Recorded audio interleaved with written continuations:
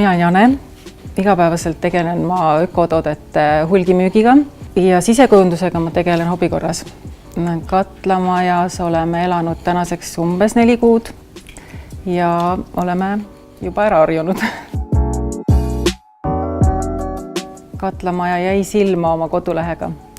Seal olid nii ilusad pildid ja me pidime tulema vaatama, kas tõesti pildid vastavad tegelikkusele ja tõepoolest vastasid kõik need suured aknad, kõrged laed, vaated olid olemas.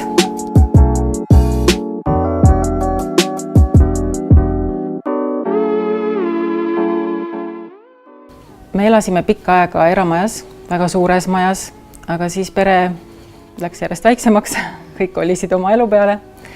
Ja nii hakkasime umbes 2 aastat tagasi vaatama, et äkki võiks linna kolida, äkki võiks mingi lahe korter olla.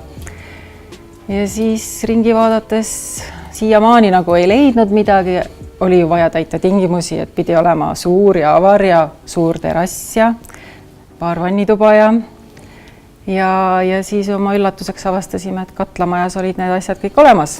Selline korter oli täitsa päriselt ka olemas.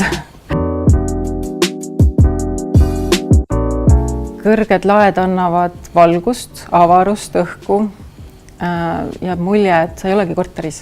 Kui keegi tuleb külla, siis on esimene asi, kui astub esikust välja, see on vau, millised aknad, milline valgus, et nagu see hämmastab kõiki inimesi. Tõepoolest, kõrgete lagede puhul on väljakutsed. Siin on küllalt raske leida kardinaid, valgusti paigaldamine, keeruline. Hokente pesemine ilmselt saab väljakutseks.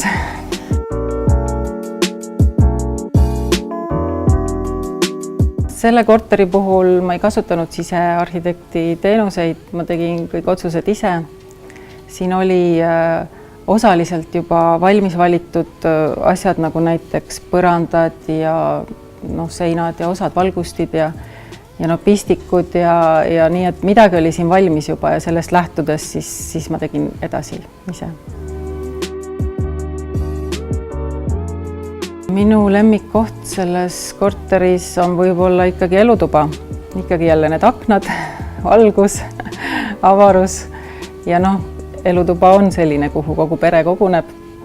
Nii et ilmselt ma võin öelda, et suvel saab lemmikkohaks terrass, kuna see on nii suur, vanaline vaatega, nii et tõepoolest see ilmselt saab lemmikkohaks.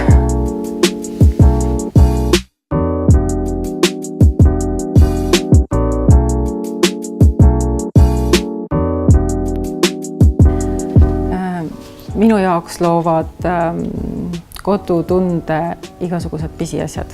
On need siis pildid, lilled, ajakirjad. Nii et nende paigutamine ja selline väike stilistika, see loobki kodust kodu.